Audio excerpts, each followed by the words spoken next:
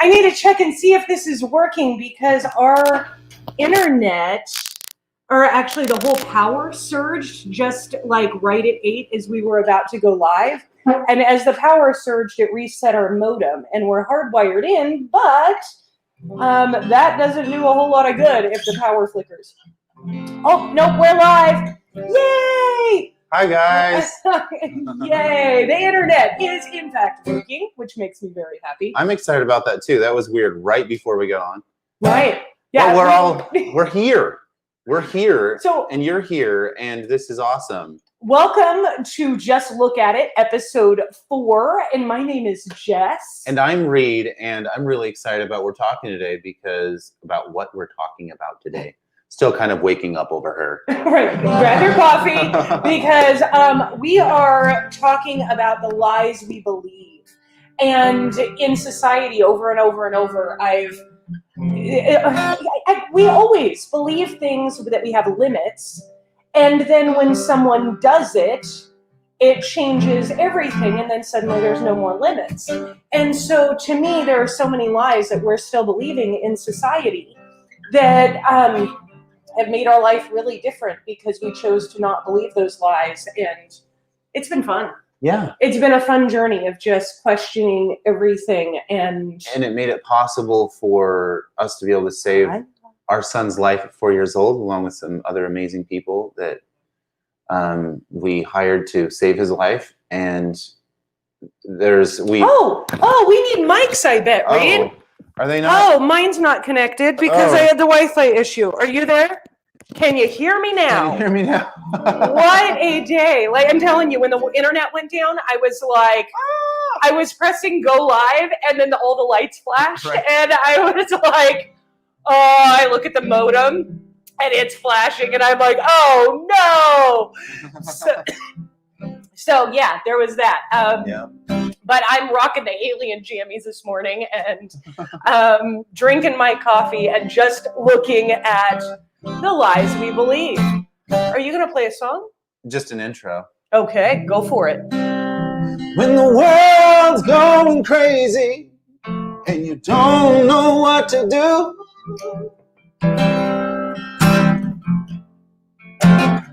just look at it. Say when the world's going crazy and you don't know what to do, just look at it. You were so much fun. It reminds me of those jingles, like the public announcements they did back in the 80s. Just don't mess with Texas. Those are the exact chords. That's funny. I just played the "Don't Mess with Texas" chords. This is great. You are a nut. So,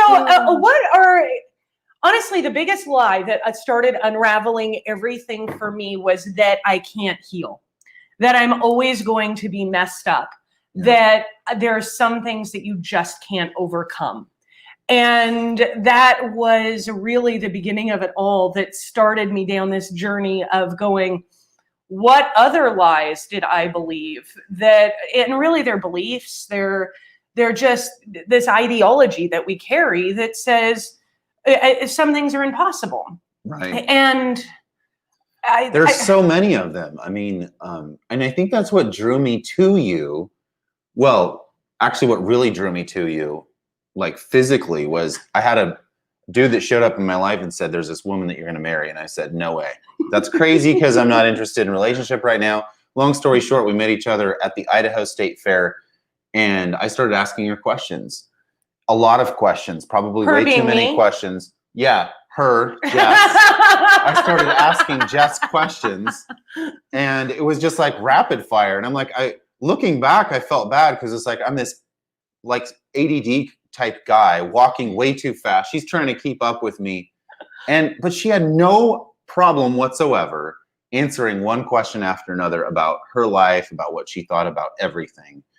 And that's kind of been the premise. That's what was so special. Yeah, that's something that I do extraordinarily well. I answer questions, lots and lots and lots of questions. And I answered questions too, but you didn't have nearly as many questions for me. It was almost like if she can handle all these questions, we can make it through.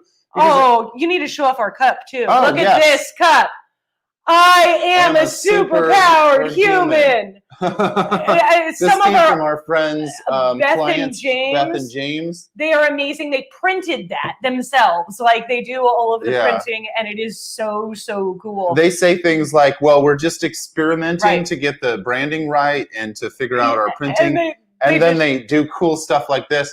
I'm just like, you can experiment with your printing as much as you want, because I'm loving. Right, it's fun. I'm loving the color, like it's fluorescent. Right. So I grew up in an alternative. Remember, it's up here. Oh yeah, sorry, we forget about the camera being up high. Yes. So I grew up in an alternative household where there was a lot of dysfunction earlier on, and my parents tried later, but really they didn't like that I married an ex whore, like. And I thought it was a great idea. That's the real reality. Because you were transparent, you were real, and you were honest about your own damn problems. And I'm like, wow, this is incredible. Like, this is so attractive to me because this is what I've been trying to be for a while. Well, when we met, I was about 3 years into a journey of deciding that I didn't ever want to have nightmares again, like night terrors, and I just wanted to be happy. And so that was like, I was 3 years hard and heavy into this journey of just saying, no, I can be like whatever healed is, I'm going to be that. And to me, it was like, first you have to define what is healing. And it was like, well, it's the lack of pain. It's the absence. It's the void. It's where you can talk about your experiences. You can even envision and like really remember them. And they still don't hurt. And so that's a level of healing that they just said was not possible. And yet now I've shared my story thousands of times, and it still just doesn't hurt. Like I can live in it. I can feel it.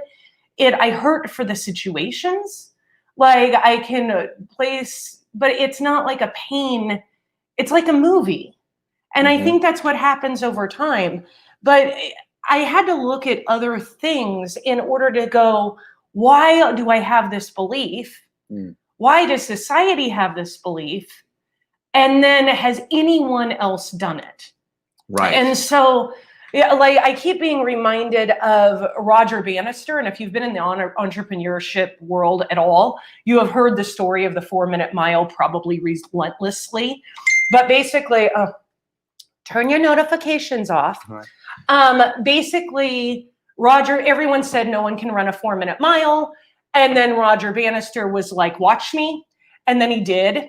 And then within the next 18 months, or within the next year, within a next certain period of time, like a bunch more people also ran the 4-minute mile, because it was basically that everyone said it was impossible. He did it. It's suddenly not impossible. Now it works. And so, and it's easy with things like that because you can just use a stopwatch, and it's like you either do or you don't, and it's absolute. But healing doesn't have an absolute, because it's like, how do you know? And how do you know how someone behaves in the dark spaces? No. But it still doesn't. I mean, you can feel it, but then I guess I'm talking about this because what happens and has been happening on the ads for my book is over and over and over. I keep hearing these same lies from society. And it's like the people really don't know. They really don't understand. And I totally get that. And I completely have compassion. But to believe that we have to have nightmares for our entire life, to believe that there are some things that are impossible to heal from, to believe any of those things is cutting yourself so short when it's not simple, but it really is easy. And you just have to want to do it. It starts with the desire and just being like, I am going to do this no matter what. And without limitation, without limitation, anything is possible. And so if you look at it that way, it's like, what limitations do I have within what I'm trying to fix? What problem do I have that I could fix if there weren't limitations? If you can remove limitations, then a new system arises, and suddenly you have a solution. Right. And it's the same thing with Roger Bannister and the Minute Mile. People started to study how he did it. Right. There was a formula to it. He proved that instead of it was just like, he proved the impossible was possible. Right. He proved the impossible to be possible. And that's what made it cool. Like literally people were creating films and documentaries on how fast a human can run. Like there was that much disbelief around it being impossible to go faster. Right. We've said the same thing. Look at all the technology that they said was impossible that is suddenly possible. Look at, you know what I actually saw on the news the other day? It was really funny. I was perusing Twitter, and there was a problem with a guy in a jetpack in the airspace at the same altitude outside of LAX, the airport in LA. And I was just like, bet they didn't see that coming 20 years ago. You know, it's like we were still laughing about the Rocketeer. And they were just saying literally 5 years ago, Popular Science was saying, why jetpacks will never, ever, ever work. The only way you can do it is if you're suspended above water and it's a hydro pack. I don't know the only way you can do it. I don't know what he was using, but I do know that there's an alternative now. Right. They've discovered how to make I want to see that Popular Science, because if you're going to throw stats out, I want to see it. I'm going to challenge everything. I want to stick that in the description. Okay. Yeah. So I want to say where they said, but I do know that over like 20 years ago, no one could have imagined us like flying around in jetpacks. It was like sci-fi. And now they have problems sharing airspace at LAX. And it's like, the world has changed. What is impossible is not impossible. Anything is possible. You just have to believe that you can do it. Yes. And so one of the other things, like healing, to me, it's been a 20-year journey. And then trauma continues. So it's like, I don't have problems with like my young childhood or even my young adult years. Like that's not where the trauma is, but I still carry trauma because in the last 5 years, our son almost died, was paralyzed for a number of years with Lyme disease. We ended up going against all odds and healing him of the Lyme disease. And like they sent him home on hospice. And that wasn't even supposed to be possible. So he wasn't supposed to live. 4-year-olds don't survive from Lyme disease. Right. And the extreme case that he had, he just doesn't. And yet he's 9 now and he's doing wonderful. But then we had a hurricane. And honestly, I don't get triggered by like trauma or hearing stories. A thunderstorm now, because we spent 18 months living in tents, that it's like being here now in Las Vegas, out of thunderstorm and hurricane area. Or excuse me, we have thunderstorms, but just having the level of safety, it's like I'm finding myself using the same tools again, because it's like, I don't want to have trauma from weather, but yet I have trauma from weather.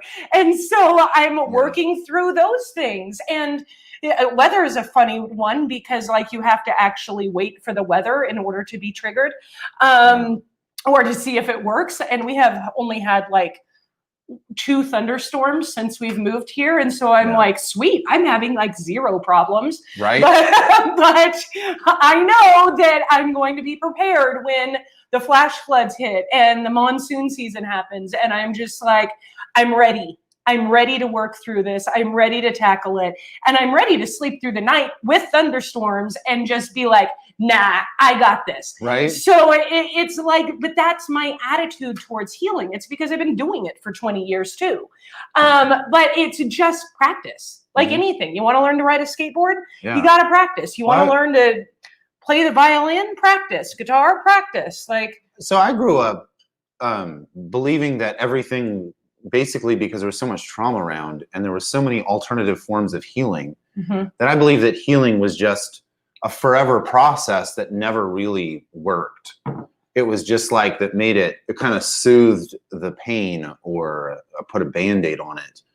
And so I ended up in recovery groups and going, feeling a lot of shame, going like, why can't I overcome this stuff? And I realized there's a lot of other people with the same problems.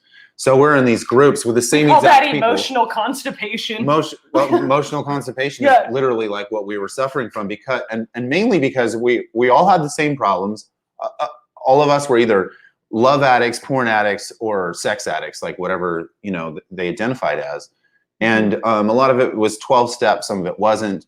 But we're stuck in this situation going, we're just doing the same damn things over and over again. And then it became normal and it became acceptable for that to happen. And then you validate each other. But I believed if I could overcome in these other areas, if I could not have nightmares, if I could do these things, why not be able to not have a porn addiction? And why? And literally, I had to learn a different system. When I looked at it like addiction, I couldn't get over it. It was impossible, because addiction says you can't ever get over it. So I literally had to create a new identity, and that identity was, what if I don't get over it all at once? And I know that sounds completely crazy, because that is the worst thing you can tell people during 12-step thing. It's like, I'm just going to wean myself off of alcohol, or I'm just going to wean myself off of porn. But that's exactly what I did. But you also asked really good questions throughout it. And that made it over and over and over when again. you look at it and you look at what you're doing and your behavior, and you just make better choices over time, here's the deal. If you want big results, you're not going to change between now and tomorrow. However, what you can do is slowly start to make better choices. And as you make better choices, the life towards better life and the life towards continuing to remain, it just gets further and further apart as you make little better choices every day without shame, without beating yourself up. It's essentially a harm reduction. That's what I did. That's exactly what I did, but I wouldn't have done it unless I was looking at an entirely different method. And the method we called it harm reduction, and it was also something that was very harm reduction is an international term. It's a style typically used for drugs and alcohol addiction. Right, but in the US it wasn't popular at all. And it's barely getting popular. It's just started. If I didn't look outside the US, I wouldn't have ever discovered it. If I didn't actually look at evidence outside of my realm, I wouldn't have discovered it.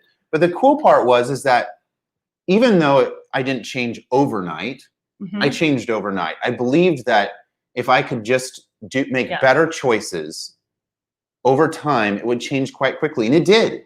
It does change really quickly because it just goes better and better and better. I mean, it takes 21 days to form a habit. That's not a hard, fast rule for every single person, but that's generally how it works.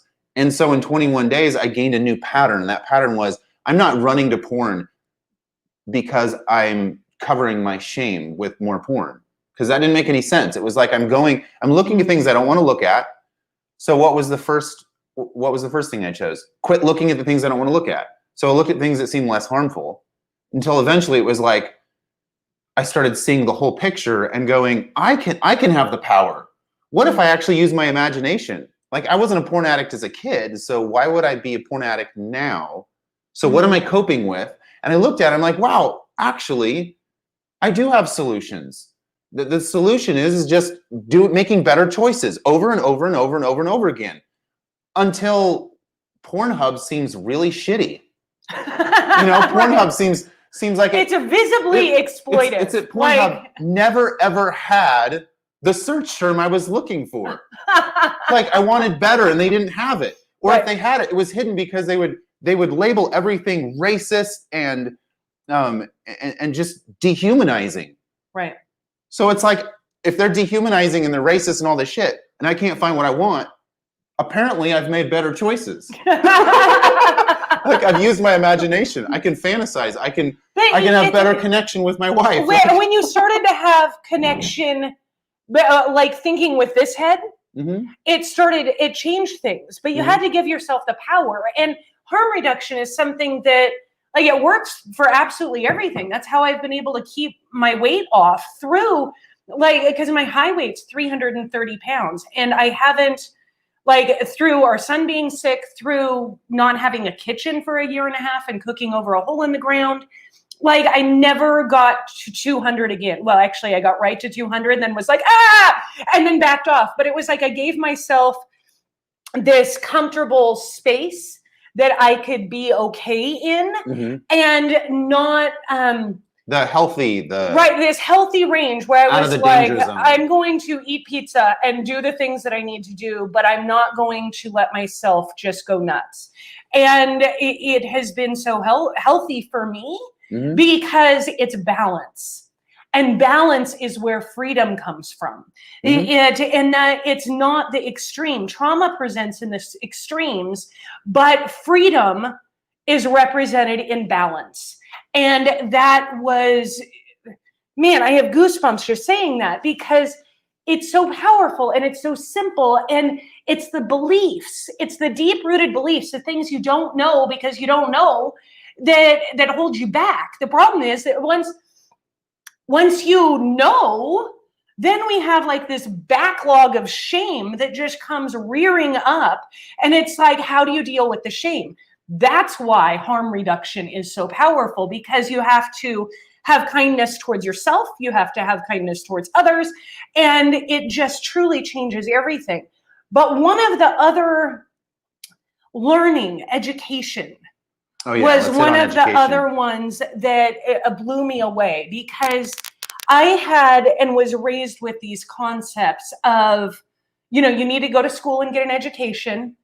And then my family never had the money for any kind of college or anything like that. And I ended up dropping out when I was 15 years old. And I know I was 15 and I remember it so clearly because I had to have a permission slip from my mom to drop out of high school because I was under 16.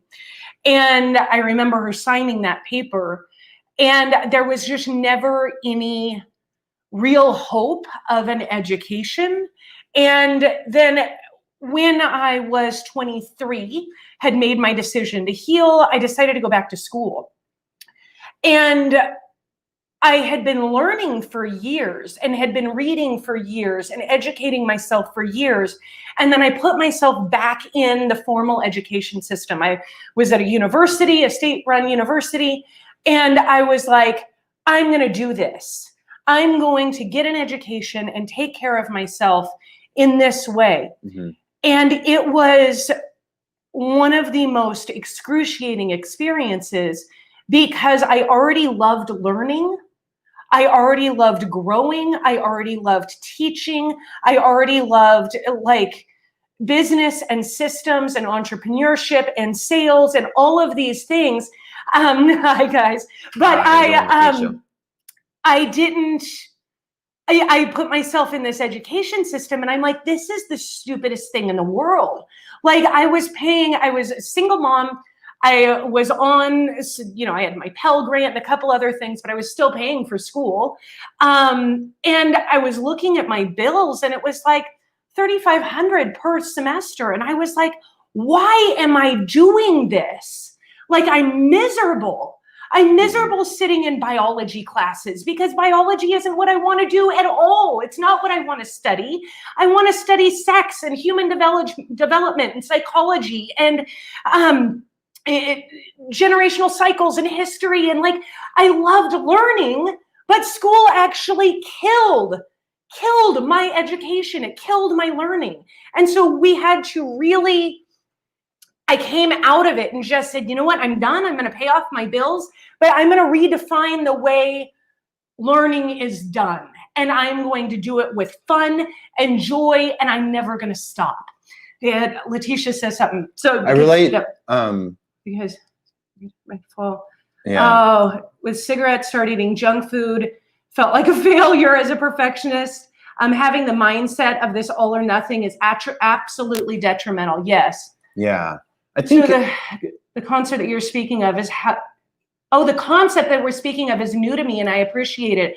I'm sure. Oh, yeah. Yes. It's almost like it's shame reduction. These methods are here. They're readily available. But the thing is that we don't really hit things head on. We don't really look at the problems, and we don't look at the solutions at the same time. If you're going to solve your problem, you really got to look at it. Right. And you have to look at the issue. Yeah. What is it? And then say, how can I do a little bit better every day with no shame? What was that movie? What About Bob? Where it was baby steps. It was hysterical because a guy that was like clearly crazy just took baby steps everywhere. And it's a really funny movie. And he ends up changing the counselor the therapist, because he has the solution. And the solution is just to do a little bit better every day. And it changes everyone. And the person who has the mental illness is suddenly the person who has all of the solutions. Oh, the irony. But that's really how it works. Right. It's just little steps, better every day, no shame. No shame allows self-love. I've got to throw that up there. Yes. What so many of us addicts take when guilt kicks in. Absolutely. And that's the problem, is that when you remove the shame and you get rid of the guilt and the obsession and the perfectionism, and you're just like, I'm just going to do better today. And I'm going to wean myself from one thing to another. Like that was entirely how I lost my weight. Yeah. I lost weight at an average of 0.3 pounds per week. It was slow and steady, but you know what? It made it so easy because I was just like, I'm gonna keep doing it over and over and over again. And 30-day challenge, add zeros, 3 years. It was like a 3-year challenge. And yet and you nailed it, Jess. And then when life got really hard, I was able to have compassion with myself again. Hi, Trey. Thank you.